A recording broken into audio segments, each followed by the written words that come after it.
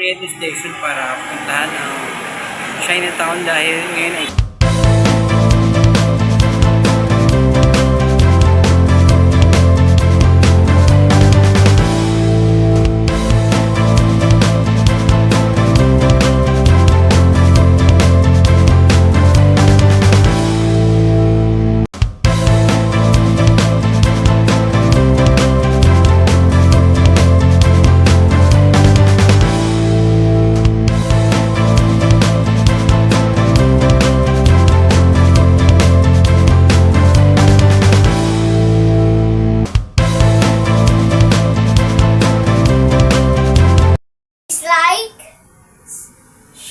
share, subscribe, and comment!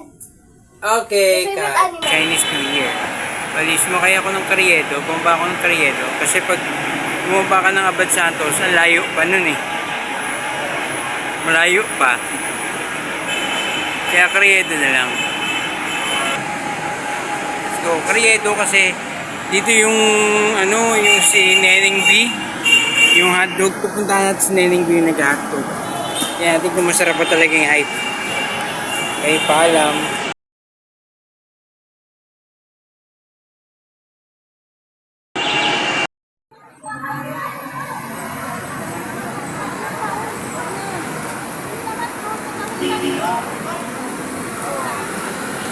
Hindi tayo ngayon sa Chinatown para i-celebrate ang Chinese New Year. Bali, hanapin natin ang mga gandang kulay, mga festive, mga masayang mukha. Yun ang subject natin. So let's start. Come on, let's go. Tara, let's go.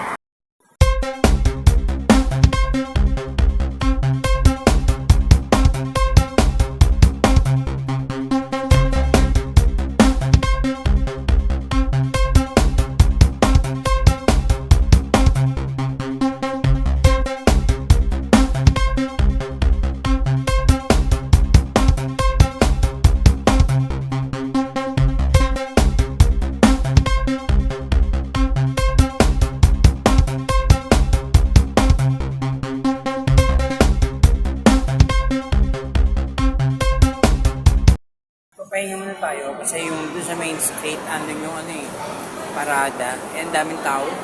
Isang ingay-ingay. Papahinga naman tayo. Maya-maya naman, hanggang gabi naman to. Hanggang gabi naman tayo dito. Tayo mula Carriedo. Yung binili natin kay Neneng B na hotdog, masarap naman siya para sa 100. Busog agad. 100 lang. Panalo na. Kaya lang haba ng pila talaga. Pero panalo yung lasa. Okay yung lasa. Mahaba lang talaga yung pila niya ngayon. Kasi sumikat na yun eh. Kaya haba na ng pila niya din. Tapos pag tingin sa gilid, walang pila. Yung bibenta ng hotdog, may nakabalot na bacon. Nandun na lang ako bumili, diba? Sayang lang pera ko dun eh. May bacon yun eh. Ito ang kumunong kayo tungkol sa alamat ng ligaw. Noong unang panahon, merong isang magandang babae sa isang po. Wala pa nung tinatawag na ligaw. Wala pa yun. Eh si Jason, yung bida natin lalaki, nagpasama sa kanya yung pinakamagandang babae sa tribo nila. Sabi nila, Jason, sumama naman ako sa bundok Maribohok. Sabi nila, sige, samahan kita. Samahan ko kayo ng tropa niyo, samahan. Nandun sa bundok Maribohok, niligaw talaga ni Jason. Sabi ni Jason, niligaw ko to para sabi niya sabi ng magandang babae, Jason, parang hindi ko na alam pabalik. Paano na to? Ay naku, ibabalik kita kung gagawin mo akong nobyo. Ha? O sige na nga, ibalik mo lang ako, gagawin kitang nobyo. Ibinalik niya. Tapos nung naibalik niya, nobyo niya na. Nobyo sila. Tapos, tinanong mga barkada ni Jason, sabi, paano mo nagawa yun? Madali lang. Niligaw ko lang. Asa, mga bingi na naman yung mga barkada ni Jason. Sabi, anong sabi? Ligaw daw. At magmula ngayon, para maging nobya mo ang isang babae, tinawag itong ligaw. Okay, babalik na tayo kasi ang dami na naman tao. Ayun tingnan nyo pumunta. Medyo maraming tao doon. Ayun na, balikin tayo sa Main Street. Titingin tayo ng mga masasayang tao at sila ay ating kukuha na ng litrato.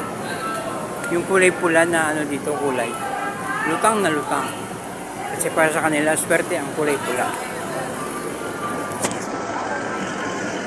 Well, lahat naman ng kulay muntik pang masagasaan. Diba? Saya. Ito ang Chinese New Year. Masaya, maskip, daming tao. Pero napansin ko lang dito, mas marami ang Pilipino kasi sa Chinese.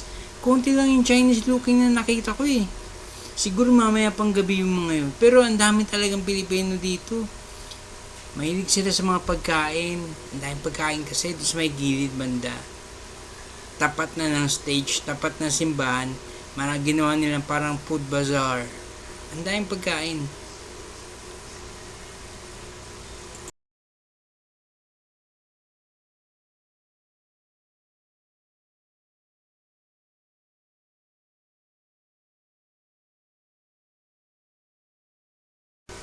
Pero yung ibang Chinese dito, naka-dress up. May nakita pa nga akong dragon na Chinese eh. Naka-dragon costume siya, pero sungay lang. Tapos yung iba naman Chinese, plain simple, red lang. Pero yung iba, nagde-dress up talaga sila. Siguro cosplay yung mga yun. Kasi, parang karakter yung datingan nila eh.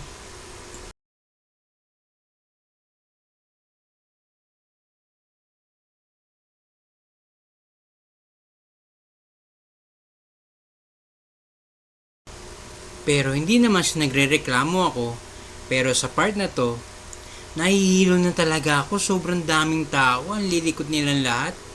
Tapos yung salamin ko, sira pa. Ngayon nga lang nakapagpagawa ng salamin eh. Ano ba yan?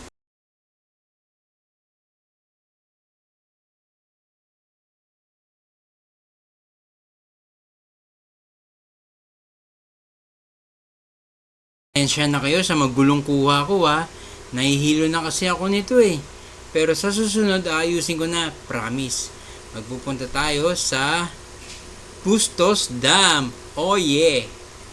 Palakad ko, tumingin ako sa gilid. Nakita ko ang mga batang to. Para lang sila naglalaro pero napansin ko, may nagbibigay ng abuhay sa kanila. Nagkakapera sila kasi ang daming naayos sa kanila. Sabi pa nga nung isang bata, sabi nung isang nag-aabuloy, ayo, baby dragon. Pero yung dragon nila, mapapansin mo, improvise na ngayon. Parang halatang nanluloko lang talaga itong mga to eh. No? Parang naglalaro lang ng saya.